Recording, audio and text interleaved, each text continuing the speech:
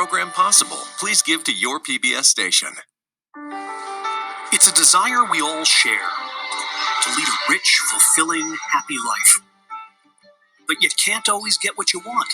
Why are we so fickle? Why is it that one day the things that make us happy, the next day bring us misery? This emotional life is a roller coaster, taking us from the heights of ecstasy to the depths of despair and every place between. All emotions have a role in a healthy life. We're not automatons. I'm Dan Gilbert, and in this series, I'm going to introduce you to everyday people who are searching for happiness, as well as to the scientists and clinicians who are trying to help them find it. Part of what I've taken away from this work is the resilience of the human spirit.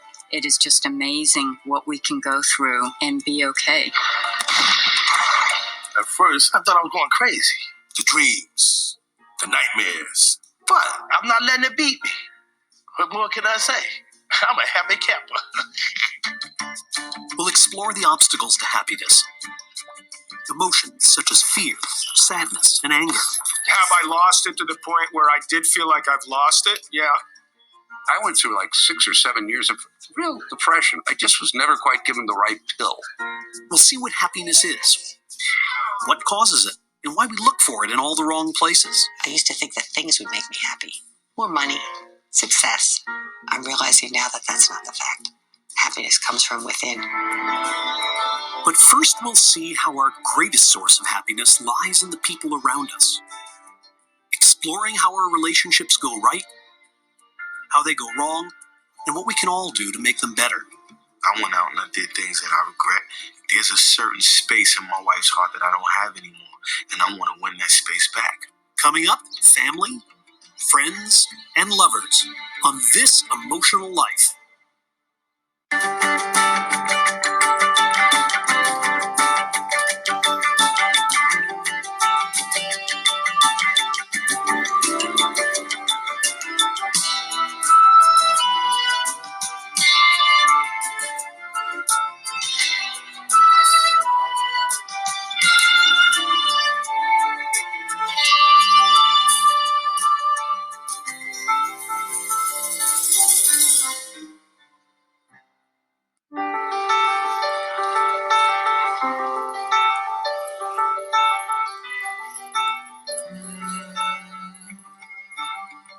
We all want to live happily ever after,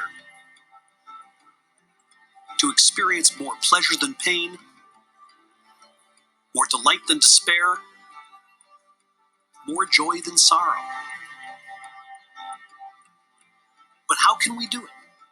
The answer, science suggests, lies right in front of us, in the success of our social relationships. I'm Dan Gilbert. I'm a social psychologist, and I study happiness, which is what brings me to one of the world's most interesting laboratories, New York's Grand Central Terminal, where every day thousands of people walk, weave, and run across its bustling concourse without bumping into each other.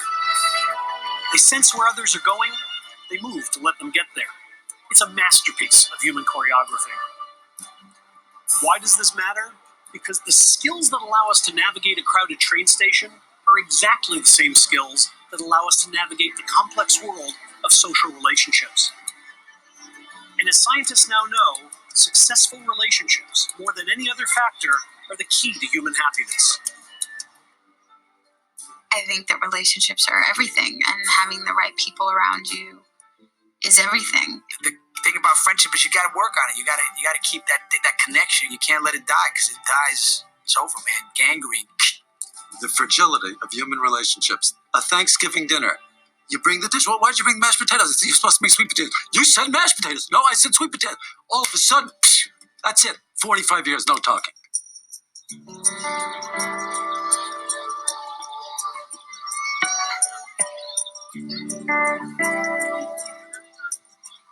All of our relationships begin with the very first one. Human babies can't walk or run. They can't hunt or hide. They can't find food or shelter. But none of that matters because human infants know how to get other people to do all this for them.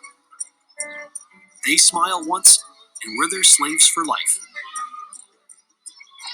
For more than half a century, scientists have been studying how this happens, how children form bonds with their caregivers. The process is called attachment, and much of what we know about attachment comes from studies of children for whom the attachment process has gone terribly, painfully wrong. I went to West Bend, Wisconsin, to visit a family struggling with these problems. Jane McCormick is an elementary school teacher. Her husband, John, an attorney.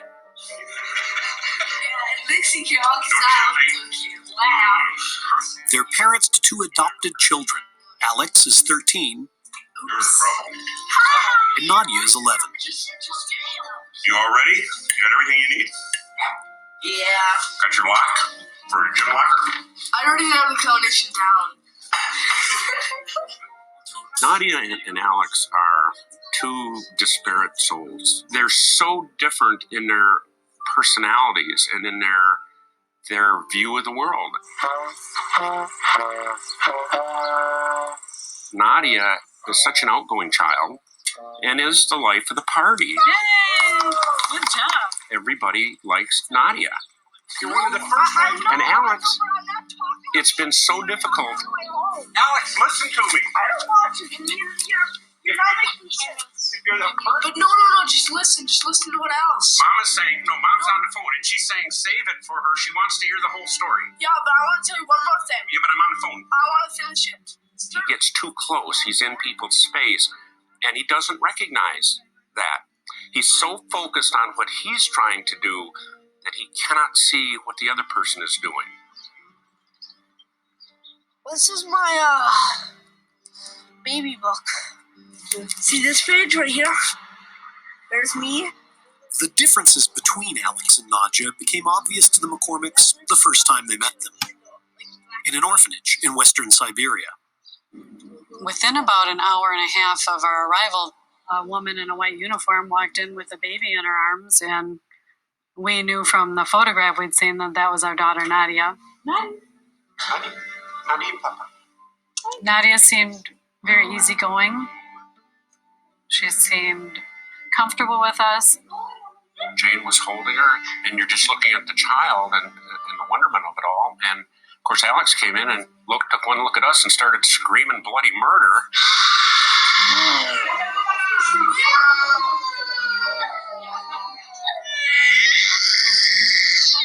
They said that he was very high maintenance, that he was a restless baby, was the way they described it.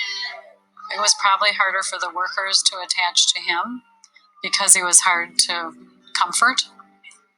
Nadia would come and sit with you and play with you and love to be held. And Alex, he would go sit off on his own. Back in the United States, John and Jane kept trying to connect with Alex, but had little success. We were up at the cabin and we were taking a walk, and I had gotten ahead with Nadia, and they were sitting on the trail. And Alex was sitting between Jane, and he bent over, and then he lifted his head up quickly and hardly and took her right underneath the chin and about knocked her out. This is after they're walking down the trail holding hands. He had suddenly dawned on him, I don't want this care person. One of the areas that he struggles with the most is the social interactions at school. He really wants to have relationships with kids, but he has a difficult time with boundaries. He very often is touching people when he shouldn't be touching, poking, hugging, and it seems difficult for him to recognize any social cues that they give back to him. Did you have the sense you were going to be able to overcome the behavioral problems that you saw in Alex? We had the sense that however long he'd been in the orphanage, he'll need that amount of time to adjust.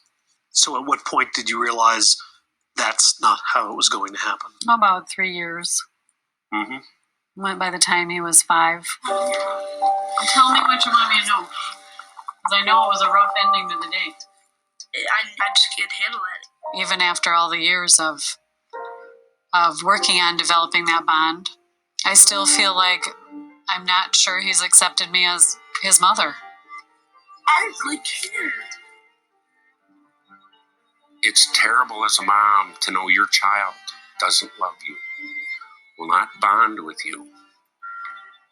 It's terrible. We've looked for diagnoses that would help him. It seems like attention deficit hyperactivity disorder is quite common diagnosis. Childhood bipolar disorder also. So we thought, oh great, there's medication for that and he'll take the medication and everything will be fine. He actually was hospitalized at a psychiatric hospital when he was going into third grade, I think it was, because the medication created even, increased effects. He was at that young age talking suicide, homicidal thoughts. A breakthrough finally came when the McCormicks heard about a professor at the University of Wisconsin who was studying other Eastern European orphans with emotional problems just like Alex's. When we talked with Alex about participating in this study, I felt that he would probably either be indifferent to it or that he would maybe not want to do it. And he amazed me. There's going to be a lot more kids like me in the future, and I wanted people to know how to treat them perfectly. Like, not perfectly, but treat them better. Like, see, I had a harder life, but I want those other kids to have an easier life. Dr. Seth Pollack, the psychologist behind the study, believes the problems that children like Alex face, problems relating to others, problems regulating their emotions, even problems interpreting other people's facial expressions, are the result of attachment gone wrong. These are children being raised in ways that are just not typical for our species in terms of mass care, lack of that real interpersonal caregiving that one expects between a caregiver and a child. For much of the 1990s, toddlers in Russian orphanages spent most of their time alone in a crib. Because the overworked nurses were each responsible for 15 to 20 children, they didn't have time to do more than feed the children and change their diapers. When the children cried, they were simply ignored. The child is learning that other people are not there for you, that people won't protect you and comfort you, that if you want to be calmed, maybe you had better find a way to do it yourself. And if these are the basic building blocks that a child is starting to learn very early in life, then it becomes easy to see how that kind of learning experience will lead to social and emotional problems later. Pollack's research builds on work that began in the 1940s, when psychologists noticed that children who were raised in orphanages often developed emotional problems. Given that these children had all of their physical needs met, what exactly was it that they weren't getting? In a now famous experiment, psychologist Harry Harlow took newborn rhesus monkeys away from their mothers and allowed them to choose between two artificial mothers. One made of wire provided food but no comfort. The other, covered in cloth, provided some comfort but no food. Time and again, the baby monkeys chose the cloth mother over the wire mother, suggesting that even a little bit of soft comfort was more important to them than food. This simple, basic reaction made us believe that we could define and measure what had previously been undefinable and unmeasurable: the baby's love for its mother. As the monkeys who'd been taken from their mothers grew up, Harlow noticed something else. The monkeys experienced a wide range of social and emotional problems, from aggressive outbursts to uncontrollable fear, all because they hadn't been loved. It was a dramatic experiment, in many ways an awful experiment. I've seen this film 100 times, and every time I see it, I think, my God, this is torture. But that was exactly Harlow's point. Harlow wanted to show that you could take care of a monkey's every physical need, but if you deprived it of love, you could destroy its life. If not for that early research on monkeys and their need for love and comfort, I don't think we ever would have framed questions about why some of the children coming out of these institutions are having the kinds of problems that they did. The lesson that I think we've learned is that it's not just about food, shelter, water, that a basic need for human beings is love, is companionship, are close relationships. Harlow's experiments showed that a failure to bond has dire consequences. But how exactly does this happen? Dr. Pollack believes the answer has something to do with a brain chemical called oxytocin, which researchers recently learned plays an important role in social relationships. Oxytocin was identified as being a hormone that helps with the formation of attachments. That is a hormone that allows the brain to form close relationships and allows an individual to feel a sense of calm and comfort when close to somebody that they care for. To investigate this hypothesis, Pollack tested two groups of 4-year-old children. One group raised by biological parents, and another made up of adopted children who'd spent an average of 16 months in an Eastern European orphanage. Touch the face that shows how the little boy is feeling. It looks like happy. Both groups were asked to play a computer game, but the game wasn't the real point. What Pollack wanted to know was how the children responded to the comfort and care of their parent. Pollack measured the amount of oxytocin in the child's body before and after the test. Among children who were raised by their biological parents, oxytocin levels shot up. But the children who were raised in orphanages showed no oxytocin increase at all. The kids with the early neglect never showed the oxytocin release even with their mom. So something that should have resulted in an increase in oxytocin, physical comforting from a parent, did not.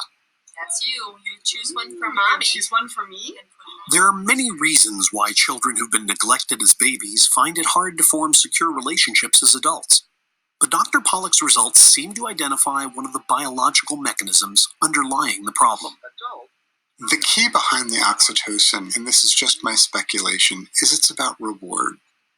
Love could be a lot like a drug. It's something that we crave, and when we take it, it results in pleasurable, rewarding feeling. If being close to someone doesn't have that rewarding value, it's not going to have the same meaning. And so I think the big question to ask here is, when your early relationships have been disrupted, do social relationships have the same reward? These studies suggest that a child's brain is, to some extent, molded by love. That we are, in a very real sense, wired to connect. Family is above everything. It's above the individual. It's above independence. It's sort of a required self-sacrifice for the family. I grew up in a very passionate family, a very loud family, lots of kids. There's always people, what was it about your childhood that caused you to act like this? As much as I'd like to blame my parents, I can't do that. There were two people there who are older than me who gave me money and fed me. I'm sure they did love me, but it wasn't like I'd come home, come here, sonny, come here, ooh, I love you, nothing like that. But attachment doesn't just affect a child's biology. Attachment is a two-way street. And just as children's brains are changed by the presence of their parents, so too are parents' brains changed by the presence of their child.